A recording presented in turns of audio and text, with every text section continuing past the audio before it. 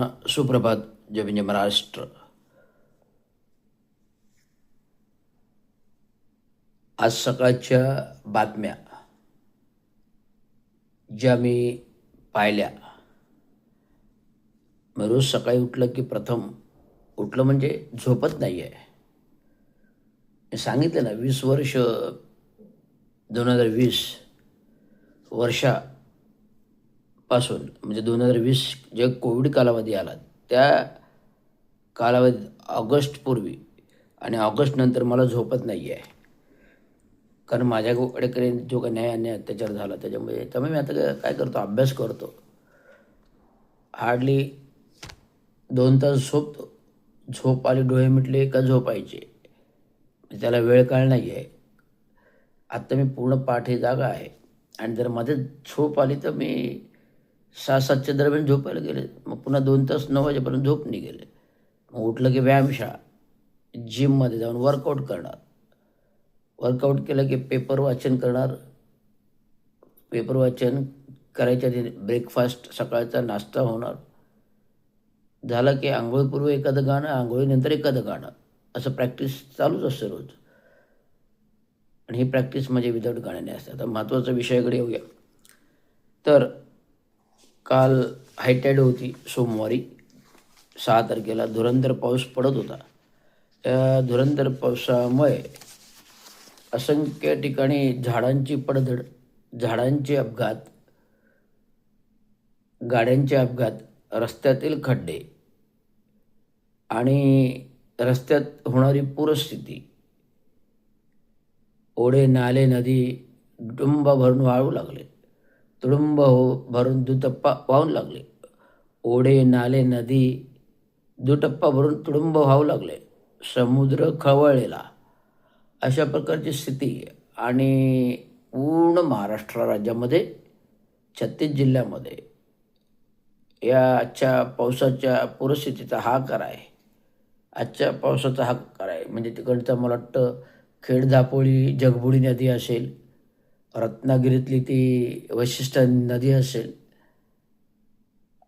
पुढे सिंधुदुर्गापर्यंत गेला की समुद्र लागतो आणि मुंबईमध्ये पण समुद्र खवळलेला.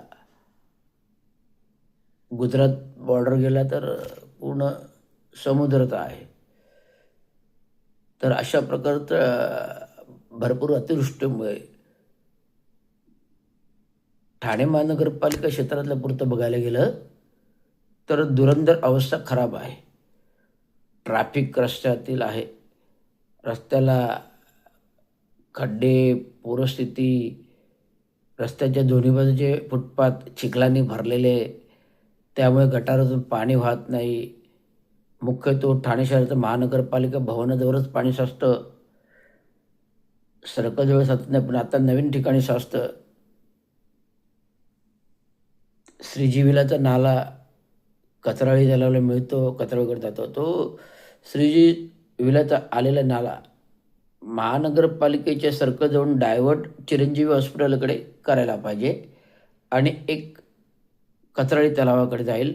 कचराळी तलावाकडे जाणारा ऑलरेडी नाला आहे, पण एक बायफर्केशन चिरंजीवी हॉस्पिटल टू मुख्य नाला कुठे सिद्धेश्वर लेककडून येतो,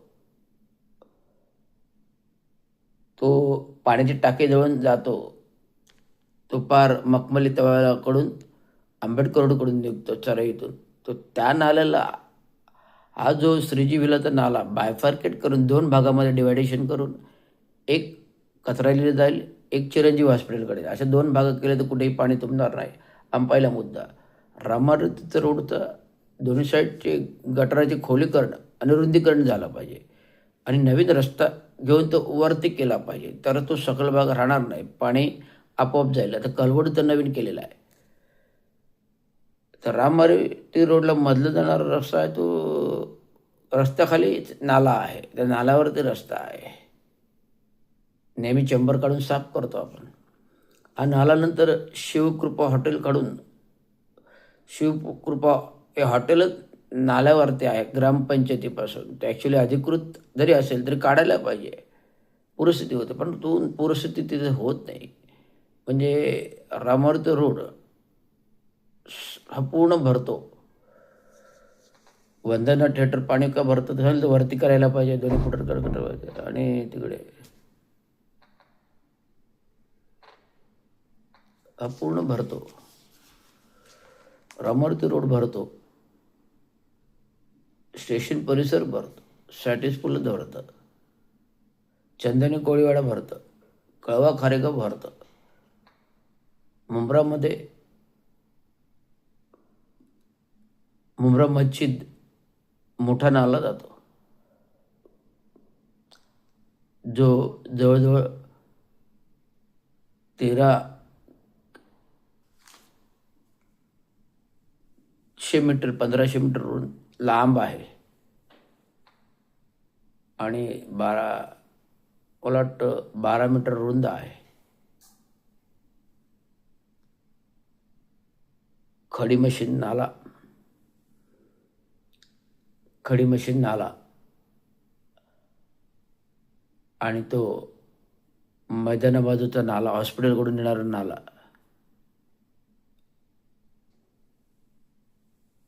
मित्तल ग्राउंडच्या बाजूला असलेला नाला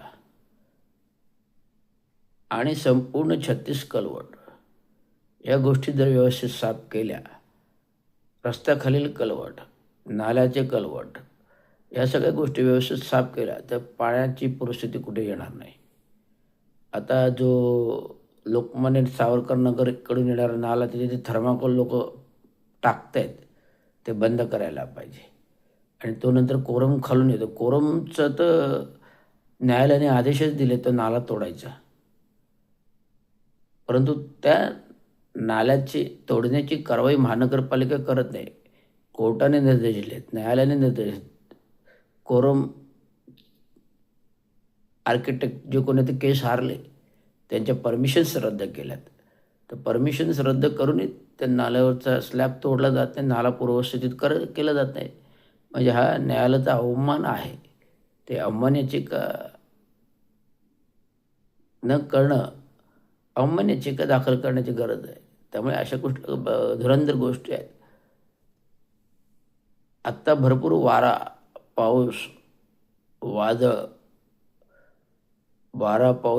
आणि पाऊस, वारा वादळ पाऊस आणि ठाणे शहरामध्ये प्रत्येक रस्त्याला जवळजवळ 5-25 होर्डिंग आहेत. म्हणजे एका रस्त्याला किती होर्डिंग्स लावायचे त्याचं नामांकन महापालिकेने ठरवलं आहे का? महासभेमध्ये असं कुठलं ठराव आहे का की एका रस्त्याला 50 होर्डिंग, एका रस्त्याला 25 होर्डिंग, एका रस्त्याला 100 होर्डिंग, असं कुठलं प्रस्ताव ठरव नाहीत. अगणित होर्डिंग्स बांधल्या जातात. माहीत आहेत, आत्ता 2 होर्डिंग्स पडल्या. मुंबईमध्ये एक पडला, ठाण्यामध्ये एक पडलं. म्हणजे गेल्या वर्षी पेट्रोल पंपावर तर चेंबूरजवळ होर्डिंग पडलं, अपघात झाला, बरेच मंडळी मेली त्याच्याखाली चिरडून. पण आज जे आहे पोखरण नंबर 1 गांधीनगरच्या इथे वसंतविहारकडे जाताना जे होर्डिंग्स पडलं, तर तिथे कसे वर्दळ नसल्यामुळे तिथे काही अपघात झाला नाही, ते पडलं. तर महानगरपालिका प्रशासनाने लक्ष द्यावं की जेवढे होर्डिंग्स आहेत तेवढ्यांच्या परमिशन्स रद्द करा. जेवढे होर्डिंग आहेत अनधिकृत असतील, काही अधिकृत किती आहेत, अनधिकृत किती आहेत, सर्वेक्षण करून स्थावर मालमत्ता विभाग ते निष्क्रिय विभाग आहे. आत्ता आलेले राजेश सोनवणे, शिवसेना एकनाथ शिंदे उपमुख्यमंत्री सहाय्यक आहेत. त्यामुळे महानगरपालिकेतलं काम भ्रष्टाचाराचं काम होतं आहे. एकाही स्थावर मालमत्तेची गणती केली जात नाही, सर्वे केला जात नाही. तर आता होर्डिंगचे सर्वे स्थावर मालमत्ता किंवा जाहिरात विभागाने स्थावर मालमत्ता तो होर्डिंग बोर्डचा सर्वे झाला पाहिजे. त्याच्यामध्ये अनधिकृत होर्डिंग किती, अधिकृत होर्डिंग किती, हे क्लिअर झालं पाहिजे चित्र. ते प्रशासन करत नाही. प्रशासनच निष्क्रिय आहे, कर्मचारी वर्ग आहे, कर्मचारी तुटवडा आहे, असं अतिरिक्त आयुक्त स्वतः बोलतात. मग अतिरिक्त आयुक्त स्वतः बोलतात तर कर्मचारी वर्ग भरावा ना. 1773 पदांची भरती करावी. त्यातून जी भरती आहे ती वॉक इन इंटरव्ह्यू करावी थेट. म्हणजे फायरची इंटरव्ह्यू होणार, वॉक इन इंटरव्ह्यू थेट. तसंच अभियंत्यांची 200 अभियंते 250 अभियंते जे काय असतील त्यांची वॉक इन इंटरव्ह्यू करावी थेट. इतर कर्मचारी वर्गाचे वॉक इन इंटरव्ह्यू करावे थेट. मग अशा प्रकारे जो कर्मचारी तुटवडा आहे तो भरून निघेल ना, ते करावं. प्रशासन ढिम्म, प्रशासन ढिम्म. ते एकनाथराव शिंदे साहेबांच्या इशाऱ्याशिवाय कुठलंच काम करत नाही. कारण सगळे पत्रच त्यांच्या दरवाजात टेबलवर जातात आणि ते निर्णय घेतात.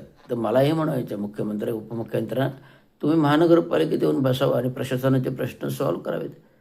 कशाला मंत्रालय विधानसभेत उपमुख्यमंत्र्यांना बसता, कशाला महाराष्ट्र शासनाचे बसता. तर महानगरपालिकेच्या आयुक्तांच्या दालनात येऊन बसावं, नागरिकांच्या तक्रारी ऐकाव्या, नागरिकांच्या तक्रारी ऐकाव्या, दालनात येऊन बसावं उपमुख्यमंत्र्यांनी. तुम्हाला जर धावणीलाच बांधलेले आहे, प्रशासनाला जोखडाला बांधलेले आहे, तुमचे आदेश तुमच्याकडे काहीच ठेवलेले नाहीत. सगळे पालकमंत्री, नगरविकास मंत्री, उपमुख्यमंत्री युटिलायझेशन करतात आदेश. हे असं नाही व्हायला पाहिजे. प्रशासकीय कारभारात एका मंत्र्यांचे सर्व सूत्र हातात ठेवून प्रशासनाचा कारभार चालत नसतं. तर प्रशासनाचा कारभार प्रशासनातील आयुक्तांना चालवायला परवानगी द्यावी, ही माझी नम्र विनंती आहे. एवढंच सांगणं. आणि होर्डिंग्ज बोर्डचा प्रथमचा सर्वे जाहिरात विभागाने आणि स्थावर मालमत्तेने करावा आणि सर्व होर्डिंग जे अनधिकृत आहेत, काही अधिकृत असेल ते ठेवून सगळे अनधिकृत होर्डिंग काढावे. आता रेमंड सिंघानियाच्या गेटजवळ एक भलं मोठं अनधिकृत सुलभ शौचालय बांधले आणि अनधिकृत जाहिरात आहे ती. तिथं टेंडर नाही, मागील जुना टेंडर बाद झालेला आहे. आणि घनकचरा, आरोग्य, बांधकाम, शौचालय, जी शौचालय जाहिरात लावून लिहायची त्याची निविदा पण कधी संपले, त्याचे 18 संपले, 18चे आदेश. मग आत्ता 2025मध्ये कसं का बांधलं, हा एक प्रश्न आहे. म्हणून अतिरिक्त आयुक्तांनी ते पाहावं. एवढंच सांगतो. धन्यवाद. जय भीम, जय महाराष्ट्र.